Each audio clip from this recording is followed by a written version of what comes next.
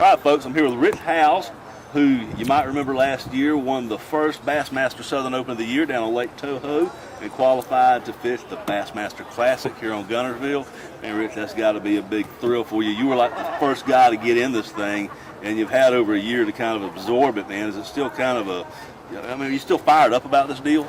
Yeah, you're right. I've had a year to chew on it, a little more than a year, but it was good because it allowed me to take care of all the business side of things. Get a couple trips up here. I don't have any experience up here, and it's real now. When I got out there and practiced, and we did a walkthrough at the arena, and they showed us a little pump me up video, and I was ready to strap on the shoulder pads and football helmet and get after it. I was ready to tackle Randall or something. Yeah, it's going to be intense, man. It's going to be some intense fishing, and it's always an intense show. They shuttle you here, shuttle you there, all these functions, and it can take up a lot of your time and mental energy. And this being your first Classic, has any of that been a distraction, or have you been able to kind of maintain that balance and stay focused, mentally on the water where your mind ought to be? No, it hasn't been that difficult for me, but I can see how it would get in the way of the elite guys, some of the KBDs and Skeeth and so forth. I see them in practice, and I see how often they're pulled in different directions. I have been, this has certainly been the most distractions of any tournament I've ever fished, of course, but it's not to a level that I can't handle right now. So the hard part has really just been finding the time to prep and put your tackle on and stuff. And if you're dodging weather here and there, I may be out there tonight and, in a tornado trying to tie on my lures. Boat yard, the wind blowing 80 miles an hour in your line. Yeah, that'll be the aggravating part. And but no, we caught you here doing a little bit of tackle prep during the media luncheon, which is good. They let you bring your boats now and kind of get something done while you're waiting to talk to somebody. And I noticed you're playing with a couple of interesting items. What is this here, man? You going duck hunting or fishing, man? What's going on? Yeah, no, you want to just throw that bobber out and tickle the grass with the little speed worm, and you just watch the bobber. When it goes under, you get a bite.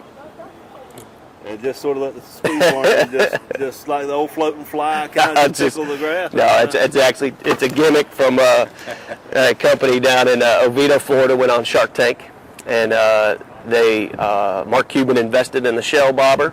And I said, hey, let's get you some exposure at the Classic, because there is, their target audience is fishermen and hunters, and this is going to be the greatest collection that you've ever seen. So I've got some shell bobbers, passing them out, and it's a fun deal. Rich gave me a pack of those for my little boy, and he's just going to flip when he sees them. He'll love them. I think it's just the neatest thing. One of my great memories of being in the outdoors is being out there with Dad, and the smell of a little burnt gunpowder in the fall, and the old 12 gauge. Yeah. And it's just a neat deal. If you're an outdoorsman, it's just a fun deal. And you got a package there, don't you, when you see that thing in the package? Yeah. So people know, and where can they find these bad boys? Well, I know they're in some of the 7-Eleven stores. They're in some Ace Hardwares that have tackle stores.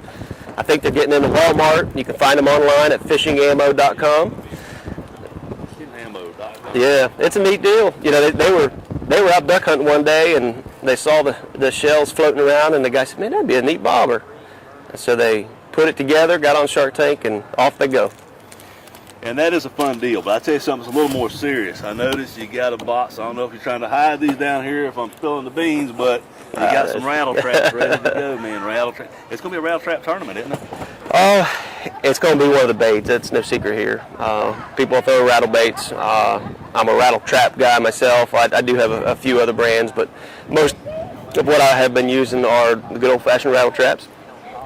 Got a great color selection, and that'll be one of the key baits. I know there's some jig fish to be caught as well, and some swim bait fish. So it'll be interesting to see how this pans out, because it's going to be one of those tournaments where you got to really make yourself fish the moment and not listen to what you did in practice. Or some of the guys that have a lot of experience on this lake, they could potentially run memories. It could work for them, but it could backfire. I don't have memories here, so I'm going to try to listen to what the end of my rod says.